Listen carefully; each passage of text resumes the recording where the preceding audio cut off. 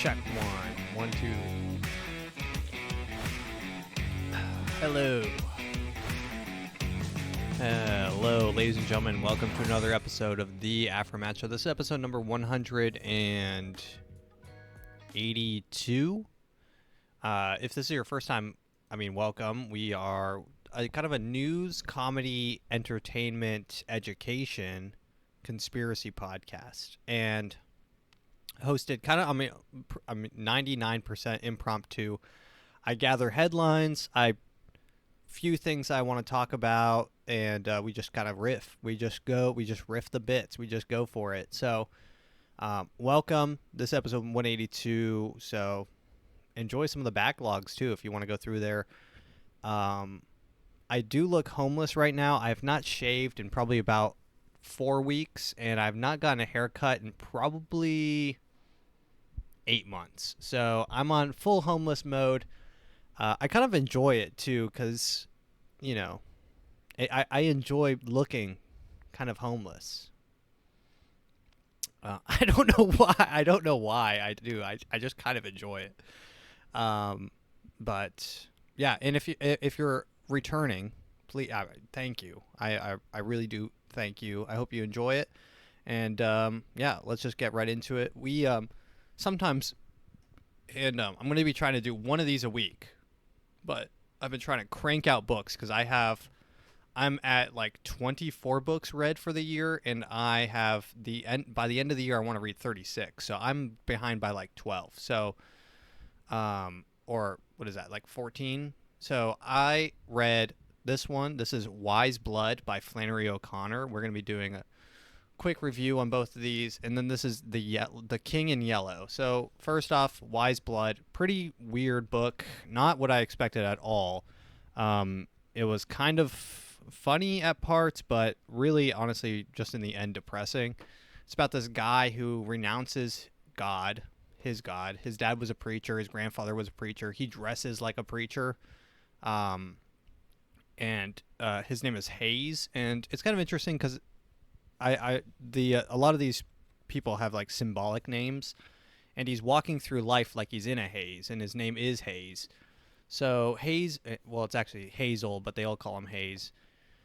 And he renounces God, and the first thing he does is bang a hooker, and then he sees like this blind guy preaching on the side of the street, and he gets interested, and he's like, hey, what's up with that? And then he sees that he's preaching about Christ, and then he gives him a pamphlet, and he tears up the pamphlet, and then things ensue. He meets someone, and then for some reason he gets involved with a 15-year-old girl, which is, there's nothing explicit, but it is very weird. It is weird.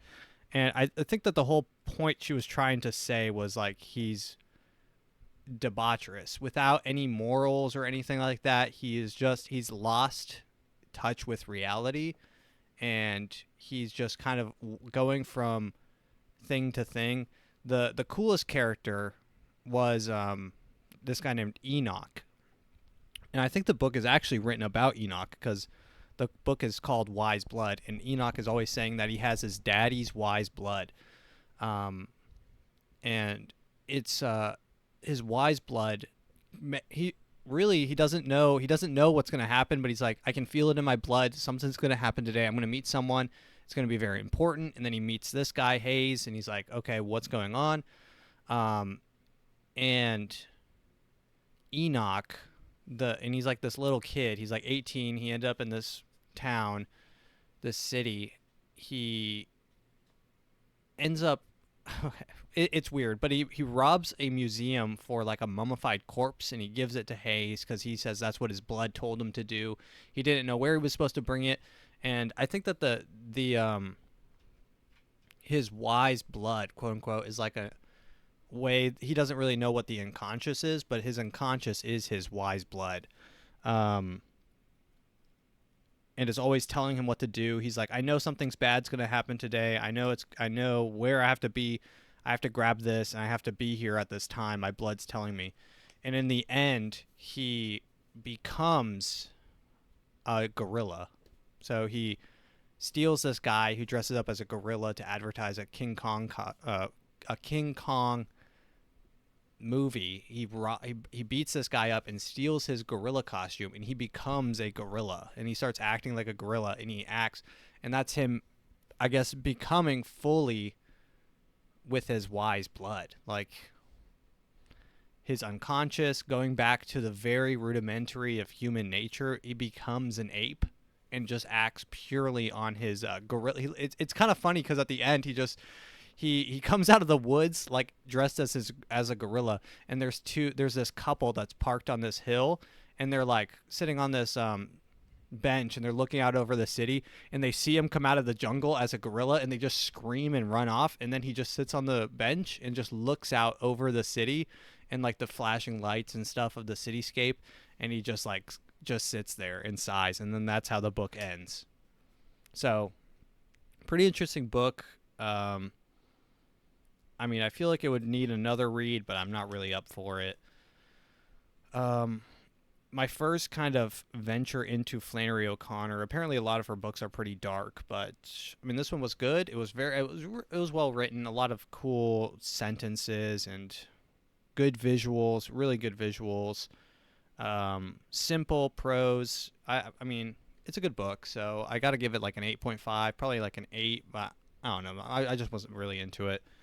All right, next up, we've got The King in Yellow. This book was super cool. This I read because I just finished season 1 of True Detective, and if you've ever watched True Detective with Woody Harrelson and Matthew McConaughey, I mean, first off, that show was probably one of the best TV shows. That season, my bad. That first season, I haven't watched any other ones, but that season 1 was probably some of the best television I've ever seen in my life. It was just so good. I like stayed up till like 1 a.m. every night just watching it after I got home from work, and I finished it in like 2 days. But they mention after a little bit of research, I found out that they were talking about in the book, or in the TV show, this is kind of meta, but in the TV show, the people that are in the sex cult, satanic ritual cult in the TV show,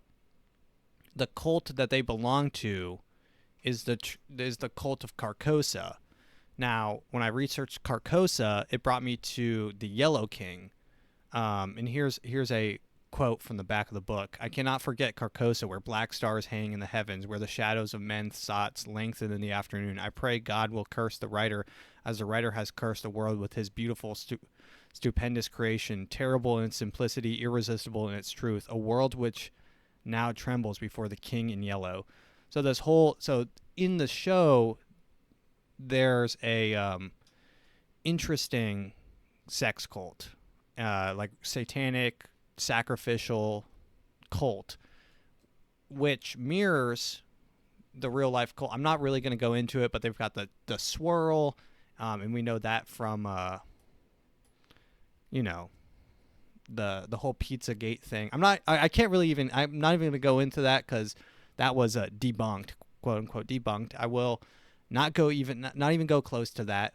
But that swirl, which everyone knows is the National Boy Lovers symbol, shows up in that show. And then that show is about a satanic pedophile ring. I mean, it's weird, the connections between. So the show was really cool and then there's like this, the mayor is in on it, and then this pastor's in on it, and then his family, and it goes back generations, and it's a whole mystery spanning 3 generations, and who knows how far back it goes even. But I mean, super cool. But in that show, there's major spoilers, by the way, for the show and the book, but he ends up robbing this guy's house, one of the major conspirators in the thing, and they find a tape, and anyone who watches the tape instantly becomes mentally destroyed.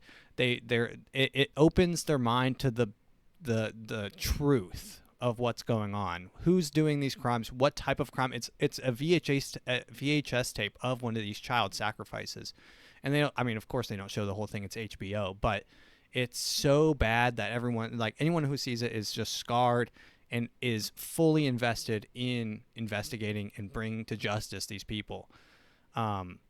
In this book, The King in Yellow, the book within this book is called The King in Yellow, and if you read that book, it's a fictional book within this book.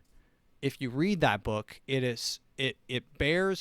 has so much of the truth, whatever that means. It shines light on every single thing. It's the fruit of knowledge, quote unquote, whatever, of everything. And anyone who reads it goes insane and eventually dies mysteriously. And it has some sort of like H.P. Lovecraft, like people bringing back from the dead and stuff, like who knows. But the first chapter is really cool. And it kind of has the most, it's probably like the biggest chapter and the biggest chunk, but he wants to become the Yellow King. But I think that the main thing is the King in Yellow is sort of a metaphor for this book that circulates around. It's been banned everywhere, and it is the forbidden knowledge, right? The forbidden knowledge, of course, from whatever even if you believe it, the creation story, the Christian creation story, Garden of Eden, the what is it called? The fruit of knowledge or whatever. But so that is what I think it is. And it's like eating it makes you go insane. And in the movie, in the TV show True Detective, I feel like this is why it's such a good comparison. And reading it and watching it and then reading it, you can draw so many parallels. It's like in the real world, the fruit of knowledge is all this stuff. You don't know how deep it even goes. Like, you don't know how deep anything goes. And it's like the more you look into it, the more crazy you feel, because it's like, okay, so this guy's connected to this guy and they're both committing satanic rituals on an island. And who else was there? Oh, presidents. Okay, so how deep does this rabbit hole go? That I love that sort of that forbidden knowledge, because it's like it's interesting. That's what I enjoy. It's entertaining, and it feels righteous in some sort of way to like try to pursue that. But that being said, the book, it's good, interesting, pretty well written. 8 out of 10. I feel like I'd give a lot of books 8 out of 10s, but that's just sort of like, if it's not really bad. I have given a couple books like 3s and 4s. This book was all right, and it was super quick read, so I mean, nothing to complain about there. But yeah, we're gonna get right back into the news here. So let's get the news thing going. Here it is, the news. Here we go.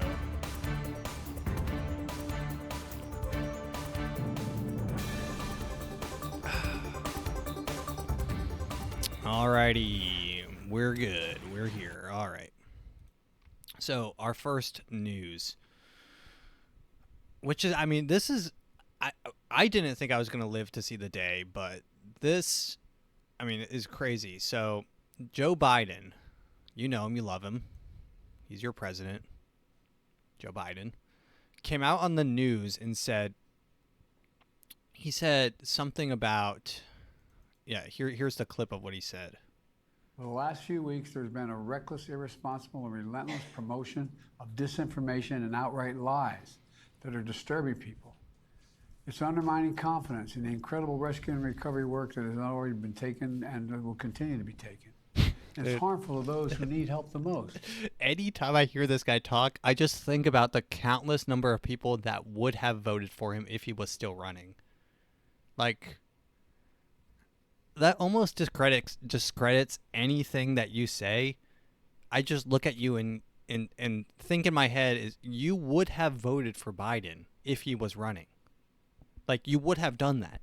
You are that diehard. Like these diehard people, it's like you realize the guy's decrepit. Like, does that mean anything to anyone, or I don't know. It just makes There's me laugh simply every no time. place for this to happen. Former President Trump has led the onslaught of lies.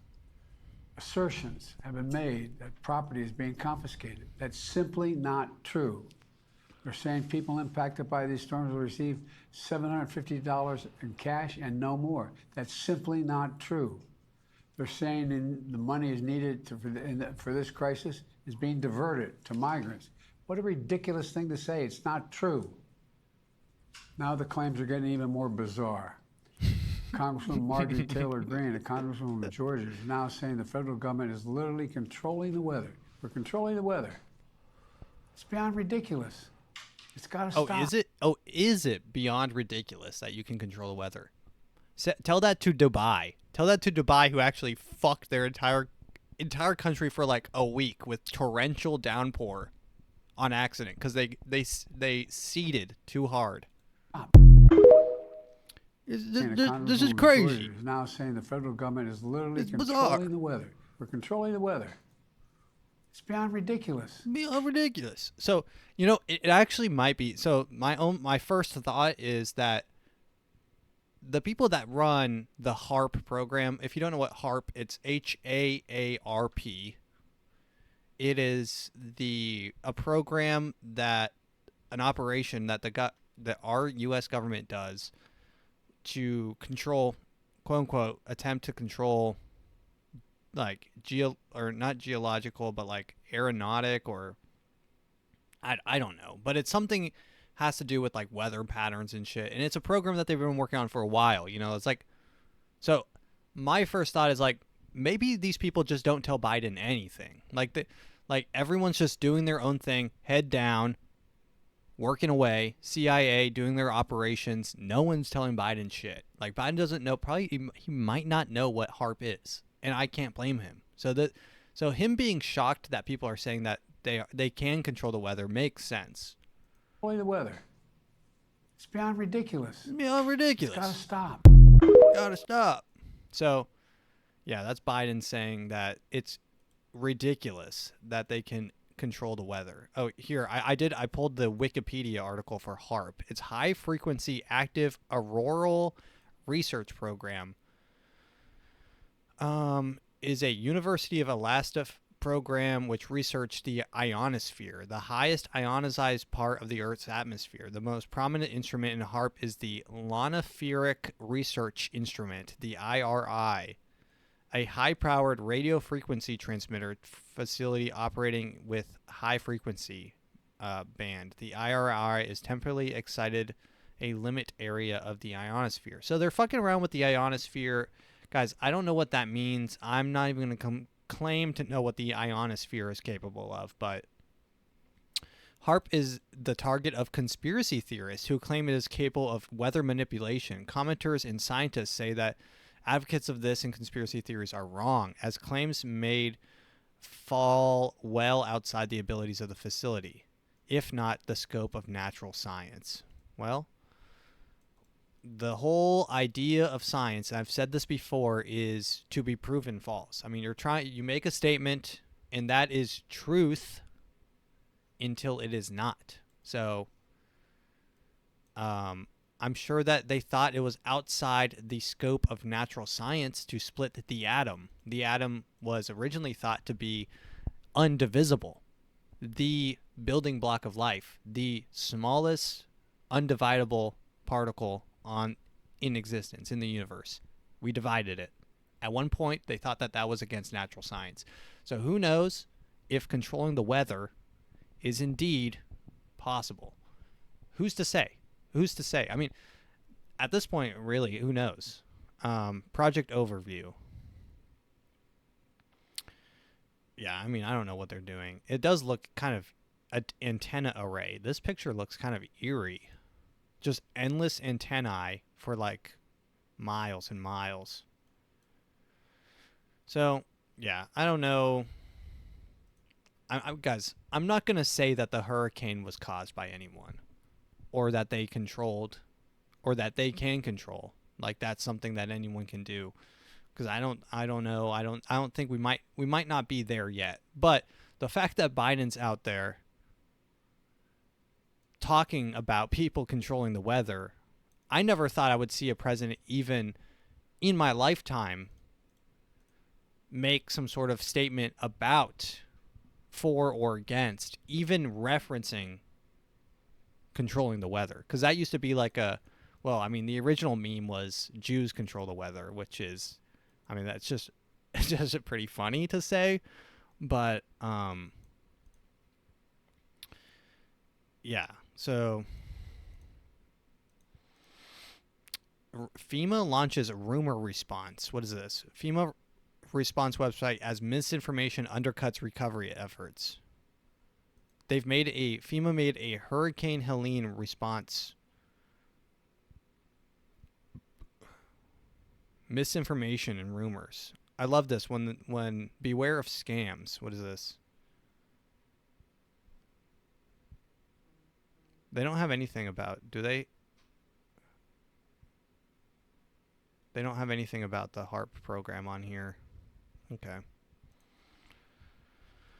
But like the whole thing about the whole thing about conspiracy theories is once you have one that's like so crazy and you're like, this is true. There is an island where rich people go to, probably make sacrificial offerings and commit, heinous acts on innocent people. Let's just put it there before YouTube starts investigating too deep into this video to get it taken down. And I'm going to get the thing. I'm going to get another strike. The usual. Like that is true. Like that, I feel like kind of triggered me to realize, yeah, this is a thing that is happening. It's like, it's real. And then the guy who did that went to jail and he died. So there's people out there that want him dead, obviously to protect themselves. Who are those people? We don't know who those people are. They're still operating, 100% still operating. If you think that Jeffrey Epstein's island was the last island, there's plenty more islands out there. Honestly, probably the same island is still operating. Well, honestly, probably not. That'd be risky as hell. You'd have to be risky as hell to get that back in action.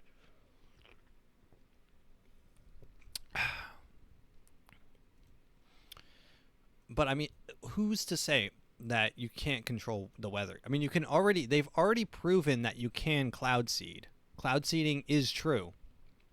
Once, when I was a kid, my dad told me about chemtrails. I feel like this is supposed to be all of my memories about my childhood are like somewhat wholesome, but they're like a traumatic twist. It's like, yeah, I remember I was getting ice cream with my dad and he pointed at the clouds and he said, instead of saying that one looks like a teddy bear, he said, you see that strip across the sky? He said, that's a chemtrail. The government leaves that in the sky to poison you. That's the government trying to poison you. It falls down and puts microplastics in the ground. And when things sprout up trees, they're embedded with microplastics and GMOs. And then you eat those. And now you have microplastic and GMOs in you. And it's funny, but it's true. Like azatine or whatever, aspartame, the things that were turning the frogs gay, that possibly also in the chemtrails, but those have been proven true. And I think that if enough of these things happen, and this is why I love the internet and things like TikTok, is because a lot of people can be, can read the book of the Yellow King, if you know what I mean, really easily. A lot of people can be given the knowledge, eat from the fruit of knowledge out there. And once you start accepting these things and realizing that they are true and not just conspiracy theories, Like cloud seeding when I was a kid was like a conspiracy. It's like, oh yeah, you think that you can control the weather and you can make it rain. Literally probably not even 10 episodes ago, Dubai flooded themselves out because they were cloud seeding too hard. They're in a desert and they flooded themselves out. The Sahara is now flooded, currently flooded right now. Like, I mean, I'm sure you can blame it on climate change, but also how much of it has to do with active cloud seeding and like weird stuff going on? Who knows? But I mean, that's all I'll say on that. So let's move along on to the next one. Artists. This art thing that happened last week. When did this happen? 18 treated. You know when your art exhibit has 18 treated for severe nausea after opera of live sex and piercing. Florencia Hollizer's Bloody Sancta was criticized by Austrian bishops is now a sellout in Germany. Germany is fucked up. I'm pretty sure that they're like the home of the number one scat fetish in the world or something like that. Like they love their Scheiße. They love Scheiße over there. But an artist did like a weird art performance, and if you look at this image, it's like this is demonic. This, like, say what you will, but this is like borderline satanic.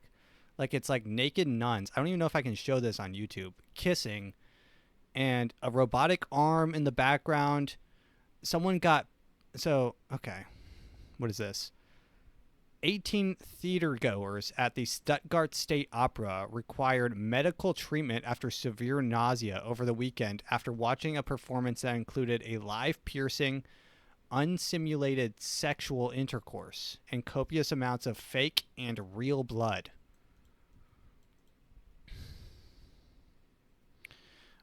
When does art go too far? Like that's my main thing is like, why are you doing this? Why are you making an art show where there's copious amounts of fake and real blood should never be involved in a performance art? I don't think that there should ever be a point when real blood is involved. At that point, you're committing what's called a ritual, and it is no longer cool or artistic. It is now satanic and eerie and creepy. And unsimulated sexual intercourse. So this person is. So imagine, where do you even find tickets for this show? Like imagine if your girlfriend's like, yeah, I got tickets. It's something about opera. There's nuns, and then you go there and you're just sitting there. Your eyes just go wide, and you look at your girlfriend. And you're like, what the fuck is this? On Saturday, we had 8, and on Sunday, we had 10 people who had to be looked after by our visitor service, said the Oprah spokesperson Sebastian Elbling about the 2 performances of Sancta, a work by an Austrian choreographer, Florentina Hollenzer. A doctor had been called in for treatments 3 instances.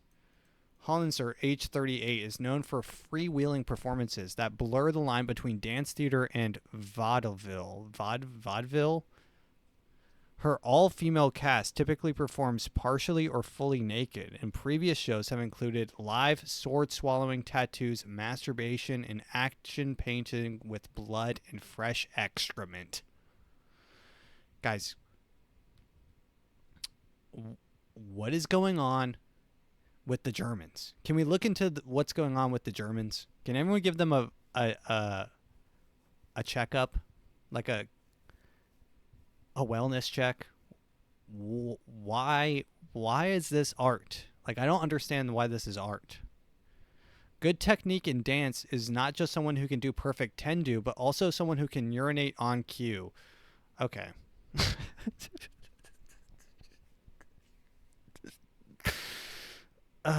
Good technique. So this is what she says. Good technique in dance, to me, is not just someone who can do a perfect tendu, but also someone who can urinate on cue. Hollitzer told The Guardian in her interview earlier this year. This is her first foray into opera, premiered at the Mackelberg State Theater in Schwerin, Schwerin in May, and also based on Paul Hindemith's 1920s expressionist opera Sancta Susanna, which has its own history of controversy. I really don't like art like this. Like,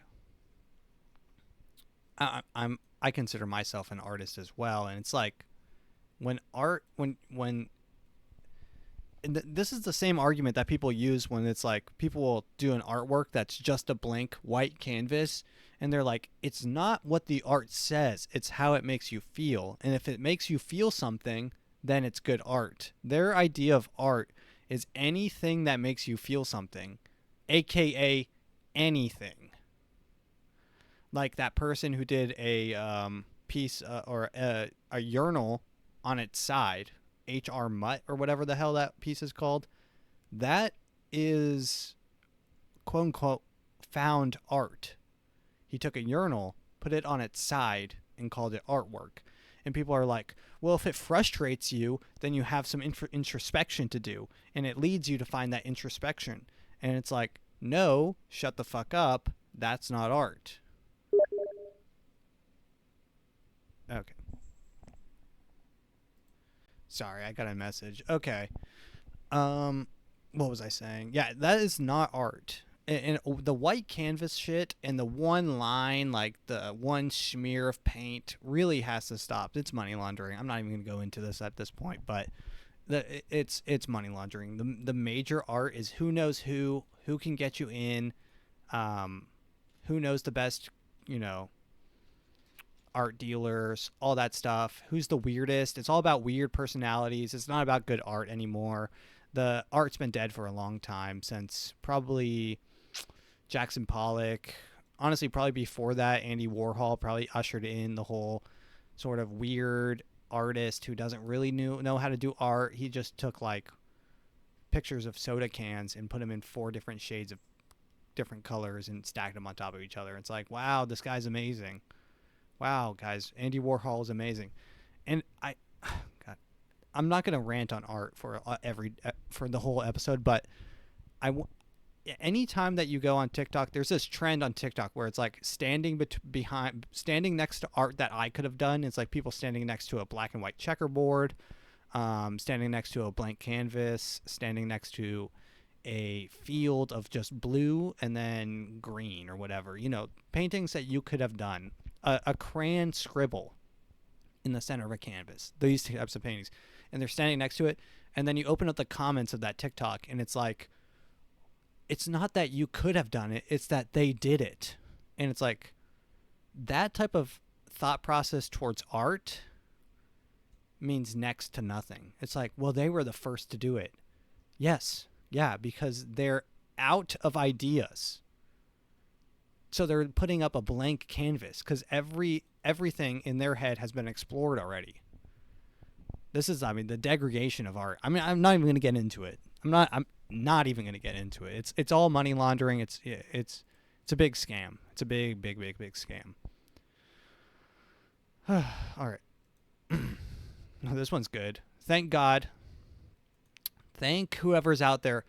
The Israel has taken a bit of a pause on nuking Palestine so that they could get their first round of polio vaccines over to the Ukraine, or not to the Ukraine, to Palestine. So those Palestinian children need to get their polio vaccine before they are nuked, before they are bombed into oblivion. So, this is just, crazy. Israel's like, yeah, we'll pause. Hey guys, we're gonna do a quick pause so that you can get your vaccines. And then the bombing will continue until you're all gone, until essentially you're all gone. You know what works better than a vaccine for making sure that they don't get polio is a bomb. Israel might be working on this level. The second round of emergency polio vaccination campaign is scheduled to start on October 14th, 2024, which is tomorrow, to vaccinate an estimated 491 to 700 children under 10 years old, and a second dose of novel polio vaccine which, okay, so the first round, this is the one where they stopped, they had a ceasefire on September the 1st through the 12th so they could get the polio vaccines to the kids, and then they continued to shoot. I just imagine, so you show up there, whoever does this, probably that, okay, yeah, the WHO, and the United Nations the Children's Fund, UNICEF. So UNICEF and the WHO, probably two evil organizations, but we'll disregard that for now. I imagine you go over there and you have the polio vaccine, you give it to this little kid, and you say, all right, now go back out there, and you see him run into the distance, and then he just gets like a rock thrown at him from an Israeli. And you're like, well, goddamn. God damn it. Could you guys not, for 1 second, could you not, please, Israel, can you chill? All I'm asking is Israel to chill out. They're edging us on World War III for way too long. It's no longer funny. It's no longer funny. I think, I think I have a new news article right here. Yeah, I mean, Israel, talk about edging us on World War III. Israel attacks UN peacekeepers in Lebanon. So these are the blue helmets, which are never a good sign, but the UN, all right, fuck it. Well, I'll go into it. But the UN is the United Nations, but they have their own little like army force called the Blue Hats, and these people have the blue helmets, and they're the United Nations. And I mean, if you really want to get into it, it's the whole idea of the new world, the one world order, the new world order, the whole idea of a one world government is kind of what they want. And then the blue hats, I mean, it's over when the blue hats are telling you what to do. These people will come in and they'll tell you, with their blue helmets, and that is the government coming in, one world government saying, hey, it's time to stay inside. Like COVID could have been this. COVID was probably close to being, the blue hats coming in and being like, hey, stay inside, or we're going to have to get forceful with you. We're going to have to lay our hands on you, in a non-pause way. We're going to have to lay our hands on you. But yeah, Israel attacks two United Nations peacekeepers in Lebanon have been injured by an Israeli attack. Also, I read this earlier. Israel, of the 135 prisoners that Palestine had, Israel killed their own Israeli captives by bombing them. They bombed about, I think it was like 35 out of the 135. So there was like 100 people that even came back, and 35 of them were dead because they bombed them. They bombed their own people into oblivion. I mean, and you can just look this up. I mean, I don't know where the article is. I was reading it somewhere, but it's just a fact. I mean, it is a fact. You can look it up somewhere unless it's been scrubbed from the internet, but it's true. I don't know the exact numbers, but it's crazy that is true. That Israel's they want Palestine dead so bad they're going to kill. And everyone's talking about, oh, what about the hostages? What about the hostages? Israel doesn't care about the hostages because they're actively bombing them. So stop talking. That is a non-talking point. Okay? Oh, but Palestine hasn't given back their hostages. Yes, because they're probably mostly dead. They've been bombed. Israel is bombing everywhere in Palestine. I don't think you realize this. It's bombing everywhere. Pretty much everywhere. It's absurd. Israel needs to chill the fuck out. Someone get Netanyahu and give him some, honestly, give him whatever he needs. Sedate that man. Someone sedate Netanyahu, please. Weed, fentanyl, something. Give him something to make him chill the fuck out. You imagine Netanyahu comes up on the stage. He's like half bent over in like a full fent fold. And he still gets a full standing ovation. All right, let's get to something a little bit more light. A little bit lighter. What about bank money laundering? The Fed slaps TD Bank. TD Bank, I think they're like TD Ameritrade too or something. TD Bank with $3.1 billion in fine for money laundering fentanyl trafficking, and terrorist financing. So, guys, if you ever have $3.1 billion, you can do all of these three things. That's another way to read this article, this headline. Fed slaps TD Bank with $3.1 billion in fines for money laundering of fentanyl money laundering of lines for money laundering of fentanyl trafficking and terrorist financing. So, another way to read this is if you are a bank and you have $3.1 billion to spare, you can fentanyl traffic and you can finance terrorists. This is a big advertisement, and this might be how they work, like the Fed works, is they put this out as an advertisement to say, hey, this is how much it will cost you if you want to do this. So you guys can do this. You know, Wells Fargo, you can do this. It will cost you $3.1 billion in fines, but you can do this. You can traffic fentanyl, and you can finance terrorists if you're willing to pay the small fine. $3.1 billion to DD Bank is probably nothing. So let's see. TD Bank pled guilty and agreed to pay over $1.8 billion in penalties to resolve the Justice Department's investigation into violations of the bank's Secrecy Act and failure to comply with anti-money laundering rules. Separately, the Financial Crimes Enforcement Network penalized the New Jersey-based subsidiary of Canadian banking giant 1.3. So that's where the 3.1 comes from. So how much did TD Bank make last year? Let's do a drum roll. All right. According to MX Blogs, largest U.S. banks by asset size as of June 28th, 2024, TD Bank is ranked number 10 at $369 billion in total assets. So $3.1 billion is the equivalent of if your total net worth was $300 and the government asked you to pay $3 for your fines. Cool. I mean, I'm sure they don't mind. I'm sure TD Bank doesn't mind. And now this is the green light for JP Morgan, who has $3.5 trillion in total assets. Bank of America, who has 2.5 in total assets. Wells Fargo, who has 1.7 trillion in total assets. Citibank, who has 1.7 trillion in total assets. All these banks now, maybe their head goes off. You know, the little bell in their head goes off. If they're not already doing it, now they can see, oh, so there's money to be made in trafficking fentanyl and financing terrorists. Interesting.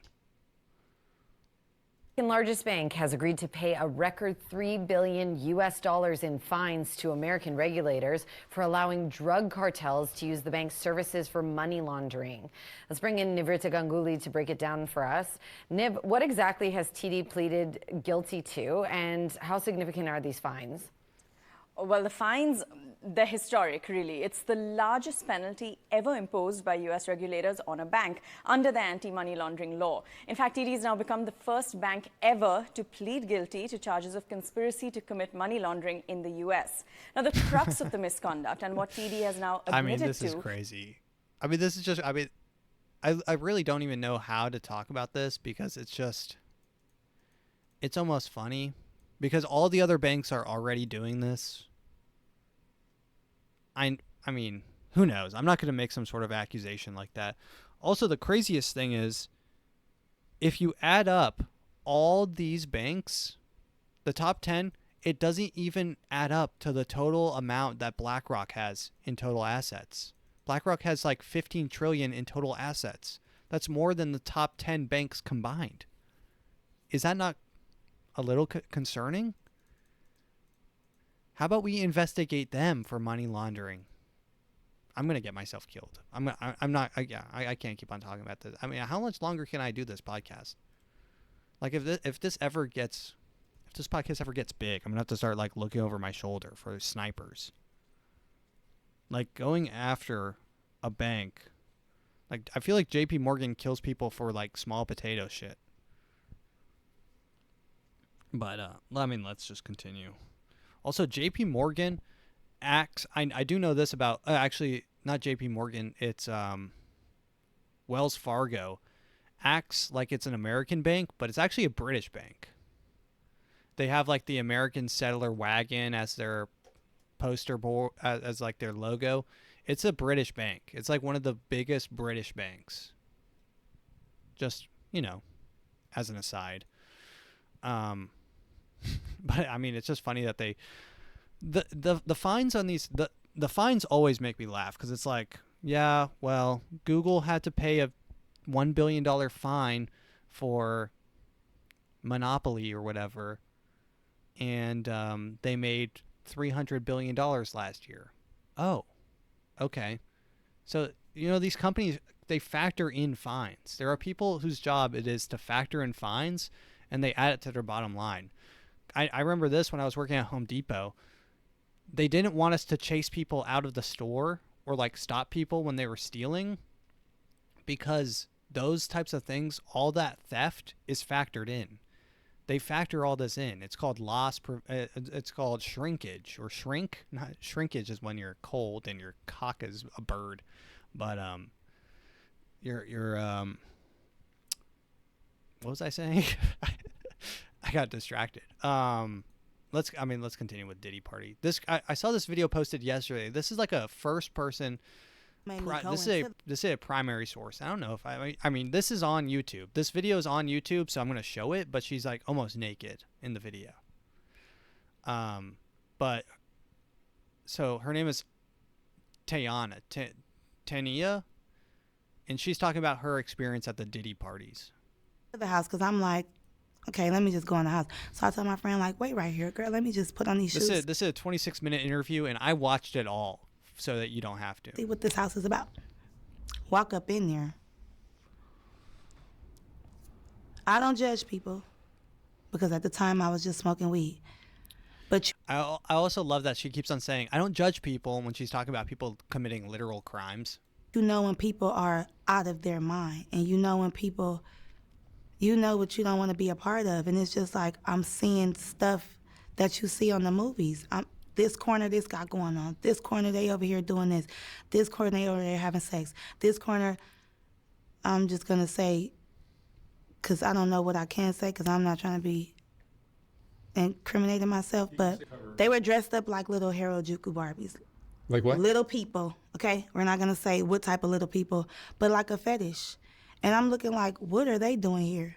Like dressed up, little red lipstick, like they weren't supposed. So Diddy Party, I mean, probably she's talking about underage people, but she doesn't want to incriminate herself. Here's another clip. This is from later in the episode. Like everybody is faded at this point. They're either drunk or on all the drugs, obviously, with this house music. So now I just feel like trapped in. Like I don't like it, and I know the devil when I see it. Because by this is when she won me over. She said, I know the devil when I see it. And she said she felt the devil in Diddy's house. Being so spiritual and tapped in. Coincidentally enough, the devil probably felt her while she was at the house as well. And I know when something is not right. I'm not judging, but I just don't want to be a part of it, because how am I going to get out of this shit? Like, I'm already here, and then I heard conversations or whatever, and then P. Diddy was like, that's the one that I want. I want her. So now I feel like, you know, they plotting on me, like, did you bring me here on purpose? Like, is this the, you know, producer you was talking about? And I came here specifically with the prince to rub. So she says that she came here specifically with the prince, and she says she doesn't want to name the prince that she went there with. Bring me here on purpose? Like, is this the, you know, producer you was talking about? And I came here specifically with the prince to rub elbows with people to. So she was trying to network at a Diddy party, and the prince told her that she was going to be rubbing elbows with these people and producers and stuff. And be in the news for a while, I think. It's going to be in the news, and a lot of stuff is going to come out. So don't be saying I'm lying. She said a lot of stuff is about to come out. What's going to happen, because I know a lot of people was, he went to trial today. And I didn't even know. It's going to be in the news for a while, I think. It's going to be in the news, and a lot of stuff is going to come out. So Don't be saying I'm lying, because I wasn't lying. This is all alleged, but right. sounds like it's pretty consistent with things that are in the news. Right. Allegedly. And you did say this, like 2 years ago. Exactly. And I told you I got sex trafficking vibes from it. Remember? I was like, he was trying to sell us. She said that the Prince to Diddy. So this part's interesting. She said that she got sex trafficking vibes because she thought that the Prince had ulterior motives, and the Prince was trying to sell her to Diddy. Which one do you want? Which one? I want that one. What does it feel like to be peddled off like that to somebody powerful? Is it? It's scary. This is on Soft White on Underbelly, which I think that they interview like homeless people, so I don't know how valid this is. But scary because what could happen, but it's like, come on, I'm honored to be chosen, period. But I don't want to be. I mean, that's a crazy thing to say. To be honored to be I feel honored to be chosen to be sex trafficked. Well, I mean, I guess that is a bit of an ego boost. Like, I guess if you're an altar boy and you get touched, you must feel like the prettiest altar boy. I mean, I guess I can see where she's coming from. Having trauma, everlasting, lifelong trauma for an ego boost, maybe not worth it. Might not be worth it, but here's a video. This video I found pretty interesting. If the ad blocker would work. I mean, a 1-minute ad for a 15-second video should be criminal. Like, you should be able to be tried on some sort of court of peers. You're cordially invited. Here we go. Here's the video. This video I found recently, and you know, as I get more Diddy stuff, I'll be adding it onto the episodes so we can have like an ongoing kind of investigation into it. As new things surface. But here's Oprah Winfrey, the first person in the Diddy video. This is the who's who of Hollywood hype up Diddy's 1998 birthday bash, an unearthed VHS party invite. You're cordially invited to celebrate the birth of Sean Puffy Combs. Puffy. King Diddy. P. Diddy. King Diddy. I thought his name was Puff Daddy. Puff. P.D. P. Daddy. Diddy. Puffy Daddy. P. Diddy. You are cordially. This guy? This is Clive Davis. This guy that we're looking at right now, who looks aggressively evil. He looks like a mobster.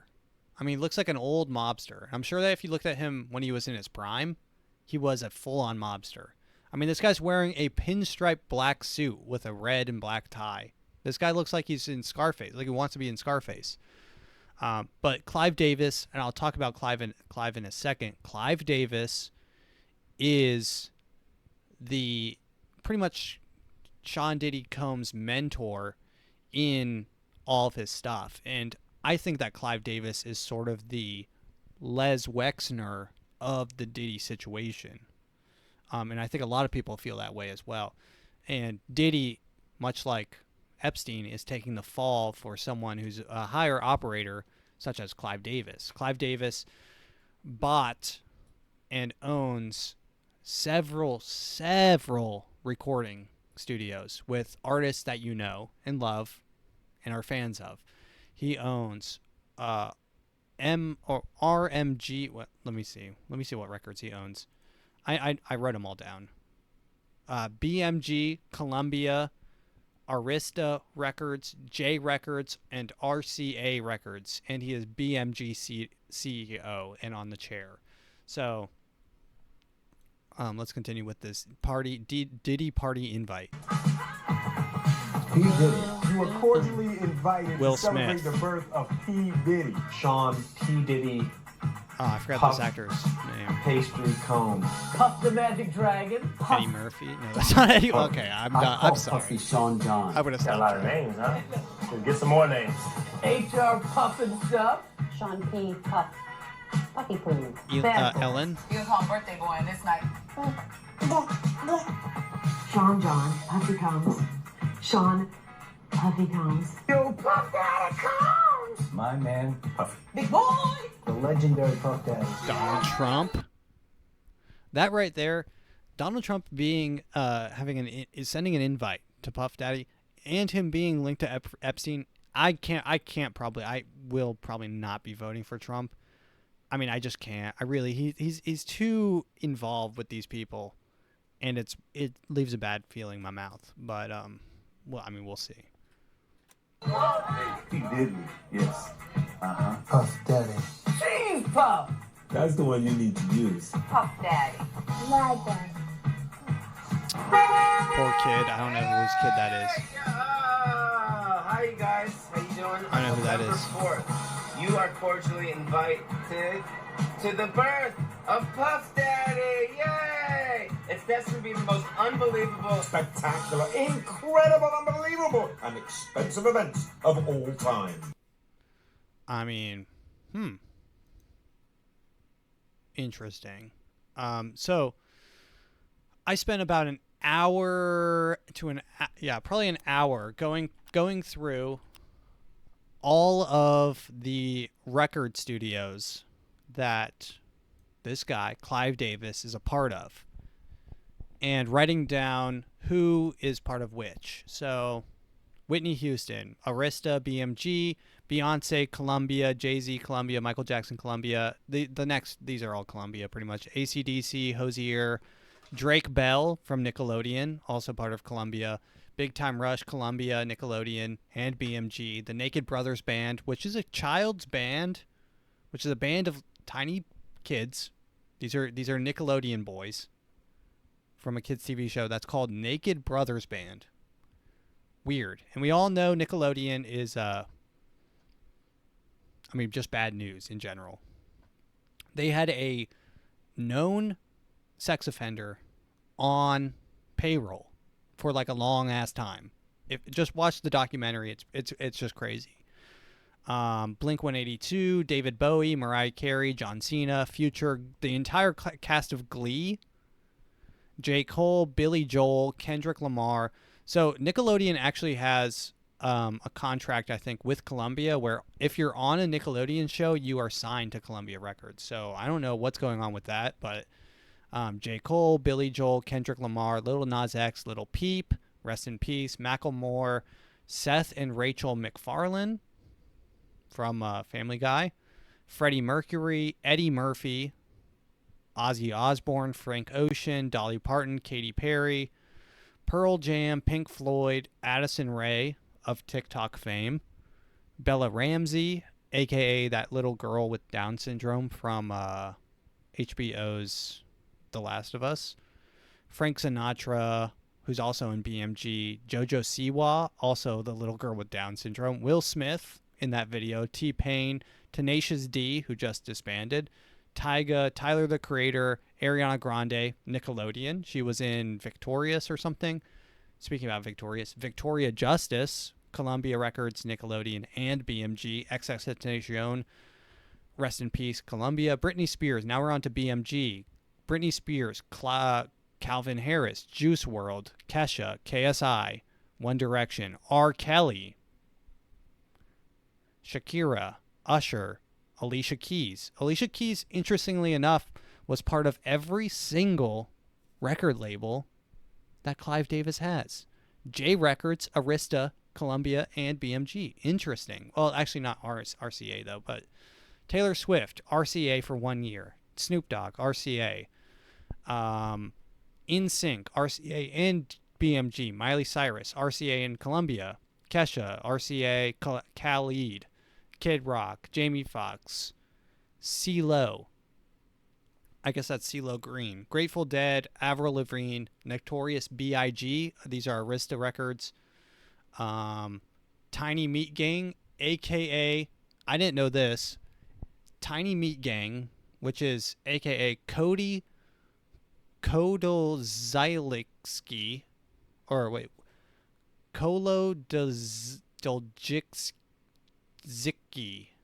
I don't know how to say that, but aka Cody Ko, who recently got into a major problem because he had sex with and came out and admitted to having underage statutory rape. So I don't know what's going on. I think they settled out of court. But he's part of Arista Records. Carrie Underwood, Arista and BMG, Usher, and Mackenzie Ziegler, which is a Dance Moms Kids. I didn't even know who that was. This is not an exhaustive list. I just grabbed people that I knew and wrote them down. And I mean, this, when I tell you this took an hour, it did take an hour. But I mean, interesting. Clive Davis had his hands in all of these people's lives. I mean, Will Smith. I'm waiting on Oprah. I'm waiting on Will Smith. I'm waiting on Jay-Z. I'm waiting on Beyonce. Probably Usher. I mean, these people are all probably Snoop Dogg. All these people are somehow wrapped up in this, and I'm just waiting for them to all to fall. I mean, Jamie Foxx. Why is Jamie Foxx signed to RCA? Why is he signed there? Does Jamie Foxx make music? I guess he does. I only know him as an actor, but I don't know. I mean, yeah, but let's just continue. Also, it's weird that like the kids from Dance Moms are being signed to records. Like, what's going on? And also the Nickelodeon thing. This whole thing is going to bust wide open. And I mean, to bring it back to the beginning, at the in the TV show that I was talking about, the True Detective, at the very end, and this is what I think this is probably the best ending of a TV show of all time. He's talking with his partner, their detective partner, not gay partner. Pause. They're looking at the sky, and he's talking about light versus darkness, and he's like looking at the stars, and he's like, Woody Harrelson, his character, says it looks like the darkness has a lot of territory, and Russ Cole, or Matthew McConaughey's character, is looking up at the stars, and he says, yeah, I think you're right. But the interesting thing, and then they show the end credit of the whole show is stars showing up in the sky, like more and more stars, more and more pinpricks showing up in the sky, the dark against the darkness. And I took that to mean, as more and more people become aware of these things happening, it's light fighting against the darkness. That's just what I took it as. But and I appreciate that this type of stuff is happening. There are good people. There are Russ Coles out there busting open cases and investigating. There are people investigating out there and speaking the truth. And that's every day. I appreciate that. All right.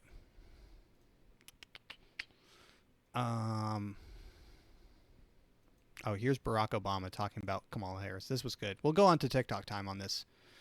Okay. More unskippable ads. I mean, YouTube, get your shit together. Okay. Here we go. Back on the campaign trail, and he's making the case against Donald Trump. But before his guest feature in Pennsylvania, Obama made a surprise visit to Kamala Harris's campaign headquarters in Pittsburgh. It was there that he got candid, maybe a little too candid if you are in the vice president's inner circle tonight. He warned that Harris is underperforming him with black voters, and he had a message specifically for black men. You know, this clip might just be legendary once the election goes through, and it turns out that Kamala Harris got the most votes out of any president of all time, beating Joe Biden's record. Part of it makes me think that, well, you just aren't feeling the idea of having a woman as president. And you're coming up with other alternatives and other reasons for them. And so now you're thinking about sitting out. Barack Obama's talking to this group of black voters like my principal would come into our classes if we had sometimes we would have a really rowdy class, and sometimes we would have a substitute teacher, and the substitute teacher would cry, and then the principal would come in and talk to us like Barack Obama's talking to this group of voters right now. Or even supporting somebody. I remember one time in maybe it was fifth grade. No, it was fourth grade. My principal, who's probably dead right now. She's so old. She came into our room and she said, "Now, I don't care who it was, and I don't want you to come forward, and I don't need you to come forward, but what's going on in the boys' bathroom is unacceptable. Someone wrote feces on the wall in feces." And I mean, I almost died laughing. I mean, I could barely keep from laughing. Like, I was one of those, like, red face, vein popping out on the forehead, just like you look over at your friend and they're almost laughing too, and it's over. Like one of those moments. And she's like, "This isn't funny. You can't be writing poop on the wall with poop. You can't be writing on the wall with poop." And it's just like, you tell that to a fourth grader and they're going to laugh. I don't think they ever caught that kid, whoever was doing it. Has a history of denigrating you because you think that's a sign of strength, because that's what being a man is, putting women down. That's not acceptable. CNN political comment. I mean, just Barack Obama coming in like a principal, going ham on a classroom. All right, let's continue on to TikTok time, and we'll finish this out strong. Here's a clip. I mean, we had good clips from both vice presidents recently. This is a clip of what's his name, Tim Waltz, trying to reload his shotgun. Can't quite figure it out. This is a man who was apparently in the army. Governor, what kind of gun is it? This is a Beretta A400. I bought it when I was shooting a lot of trap. So they're going bird hunting, I think. Kind of their patented thing, a kickoff. So when you get old, it doesn't hurt your shoulder as much. And then here's a clip of J.D. Vance. I think this clip from J.D. Vance actually... J.D. Vance, try her upside down. Okay. So this is J.D. Vance on some sort of Zoom call. And his, like the pages, so his image is mirrored. Like, you see how you can read 420 on my shirt right now? It's because I've mirrored it. His is unmirrored. Or I guess technically it is mirrored. Where his says Vance backwards. And in his brain, they say, "Can we flip that?" And this is how he flips it.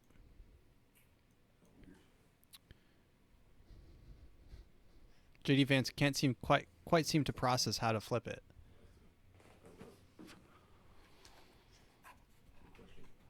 Also, does J.D. Vance wear eyeliner? Can we flip it? Just like, I think definitely like. So now he's trying to turn. So now, in his infinite Yale wisdom, this is what years at Yale does for you. He has flipped the camera upside down to flip it.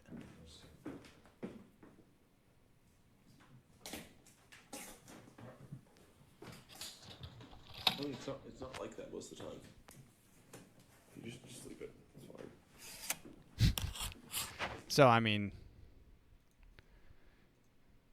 that's just, that clip alone, it's like, J.D. Vance, come on guy. You got to know turning your camera upside down isn't going to fix it. Like, that was almost an SNL sketch. Smarter than girls, you got some serious problems. That's what frustrates me. They're going. So this is a clip, a screen recording of a screen recording. So this is my screen recording of a screen recording of a classroom in Kansas, some university in Kansas, where this teacher is talking about men who don't want to vote for Kamala. Very much like Obama. That's what frustrates me. There are going to be some males in our society that will refuse to vote for a potential female president because they don't think females are smart enough to be president. We could line all those guys up and shoot them. They clearly don't understand the way the world works. Did I say that? Scratch that from the recording. I don't want the deans hearing that I said that. Don't worry, guys. This guy has been put on administrative leave, so he will be back next week. But, yeah. Get put in a line and shot. Interesting. Here's a clip of so this is the sheriff of, I think, Asheville, one of the places that was affected by Yes, what this was affected by Hurricane Helene. I was going to say something about Biden and Harris. Yes, what were you going to say? Oh. But I don't like to curse. I'm scared there'll be little ears listening. But if you had a message So he said, I was going to say something about Biden and Harris, and then he spit. for the White House and how they've handled the situation up here in North Carolina, what would your message be, Sheriff Wright? If you're going to do the things you've been talking about doing, we just send you stay out of the way and let the good men and women around the mountain area and the foothills take care of our own, because you're nothing more than a boat anchor. No help. FEMA hasn't been helpful. Wait a minute. That lady that's running for president talks about the $750. Well, but all that money you give to Ukraine and all these other people that really want to kill us, don't want to do anything to help us, why don't you just give that money to them? That's who you want to give it to begin with. And a lot of people have been turned down for the $750. Almost everybody I've spoken to hasn't received any of the funding, and they've been turned down for personal items. Well, they talked about get on your phone or your computer. Do you not see what the devastation is? They don't have a phone or a computer. That's what I was saying. There's nothing up here. There's no communication. I'm going to be posting this later. There's no way to access the internet unless you... So, I mean, this guy's obviously a patriot, a true patriot, a warrior, fighting the good fight. Let's finish on this. Sky 5 live over the west side. Mike Lorber is over the scene by a rail yard in Austin. There's police activity. You can see it's impacting the commute. Mike, what can you tell us about what's been happening? Is this picture we're looking at looks like a chase of some sort? A lot's been going on in the last 40 minutes. Now, it was about an hour ago when the Chicago Police Department dispatched that some freight trains were being burglarized in the area of Lake and Lockwood. It's actually just north of Lake Street. This is the train line that houses the Metro UP line, which is stopped at this time, by the way. We've been here in Sky 5. We have seen people taking things off of trains, loading them into cars. So I don't know how deep this goes, but I don't know how they even knew which freight trains to hop in and steal from, but they're just throwing boxes overboard on this freight train as it's paused, and a group of people coming in and, just grabbing the boxes. I mean, the boxes are sitting there. Who wouldn't want to grab a box and leave in haste very quickly? And then speeding away. This is Lake and Kilpatrick. This is about a block east of Cicero Avenue, where we've seen people going in. A lot of people. We're talking about dozens and dozens of people, dozens and dozens of vehicles. Things been taking off of freight cars, loaded into vehicles, and those vehicles are driven away. You can see multiple people, and Metro has confirmed this for us, although we've seen it from our own eyes. The world is healing. The world is healing. This is what it looks like as we get closer to healing, and as we all sing Kumbaya. That will play in the background. Is theft and train robbery. All right, ladies and gentlemen, thank you for listening. If you enjoyed this episode, share with a friend, or recommend the show, and so that they can make their own informed judgment. But yeah, that has been the AfroMattt Show. Thank you for listening.